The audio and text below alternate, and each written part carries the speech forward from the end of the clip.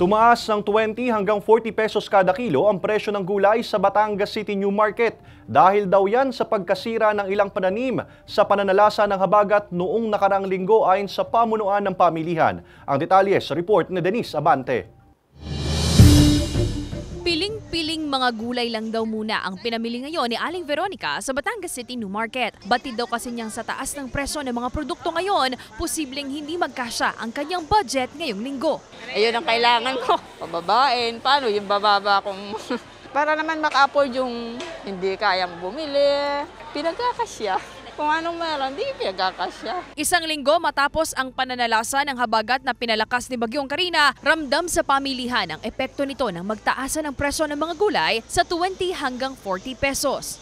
Wala tayong maaani, kaya ang iba naman naani na bago pa magbagyo, kaya medyo mataas. Napakahirap ngayon ng kalakal dahil nga sa epekto ng Bagyong Karina.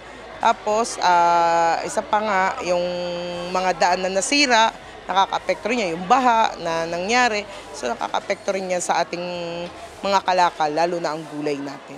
130 pesos na ngayon ang dating 80 pesos per kilo na ampalaya. Ang kalabasang Tagalog na maliligat, 150 pesos per kilo na mula sa dating 120 pesos. Ang dating 100 kada kilo ng okra naglalaro sa 130 hanggang 140 pesos per kilo. 40 hanggang 50 pesos naman ang per bundle nito. At ang mga gulay bagyo na carrots at repolyo na dating nabibili sa 80 hanggang 100 pesos, nasa 130 hanggang 140 pesos na ang kada kilo. Kaya ang dating halos kompletong stock ng gulay sa pwestong ito ni Marieta, iilang klase na lang muna. Talagang matumal Mahirap magbenta halos minsan hindi pa napapasalta yung puhunan. Minsan iyon na lamang kaya, tsaka minsan walang makuha. Konti na lang yung patong basta may paninda. Pambentang lutong gulay naman ang binili ni Eden. Bagamat mataas ang presyo ng mga pinamili, hindi naman daw niya magawang taasan ang presyo ng ibinebentang lutong gulay, kaya hiling niya ang pagbaba ng presyo sa mga susunod na linggo. Hinahanap po ng mga mamimili yung lutong gulay. Kahirap mamili, talagang napakataas. Bumaba ng konti para madagdagan ang pangtinda.